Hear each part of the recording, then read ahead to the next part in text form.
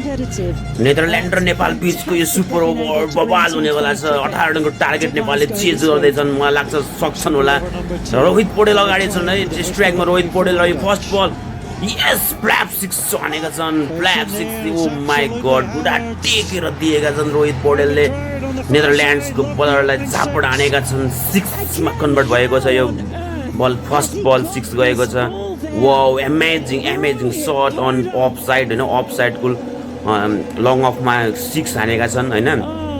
Wide जान आँटेको बललाई टक्कसँग दिए हैन, रोहित पौडेलले आफ्नो पुरै फुल एन्ड फाइनल पावर लगाएर हानेका छन् हैन। सेकेन्ड बल फेरि रोहितले खेल्नेछन्। Come on Rohit yes boy you can full touch ball थियो, फुल टच बल के हुन्छ यो बल चोक। ओ माई गड यो बल जस्ट 1 रनमा कन्भर्ट भएको छ। केही छैन केटा हो, केही छैन। अब थर्ड बल दिपेन्द्र सिंह एरीले खेलेछन्। Tiger you can do bro, you can do. 6 चाहियो हामीलाई, 6 जसरी भयो 6 ब्रो हानेको छ 6 मा। ए होइन रहेछ, के भयो के भयो। ओ यस चौका, wow yes we can Nepal bro सक्छौ गर्नलाई।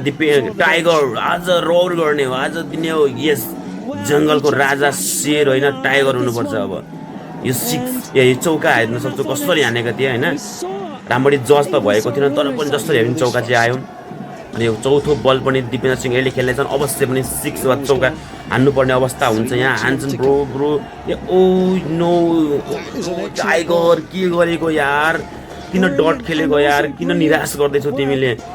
अब मात्र 2 बलमा 7 रन छ ब्रो, प्लिज 6 हिट गर्नु पर्यो या चौका हान्नु पर्यो, जसरी भए पनि 6 हिट गर्नै पर्छ ब्रो।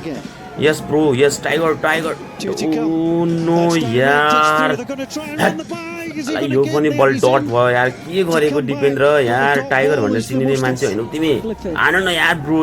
अब लास्ट बल छ यार, अब 6 हान, अब ड्र जित्ने कुनै चान्सै छैन, नो बलै हुनुपर्छ या त वाइड हुनुपर्छ ब्रो प्लिज यार। यस के भयो यो, यस 6 टाइगर यु क्यान, तिमीले यु डिड गयौ ब्रो। ओ माई गड हात निस्किसकेको गेम कम्तीमा फेरि पनि सुपर ओभरमा गयो होइन। दिपेन्द्रको यो अन्तिम बल 6 हानेर होइन म्याच टाई गराइदिएका छन्। सुपर ओभर फेरि टाई भएको छ तर यो गेम जित्नुपर्ने थियो।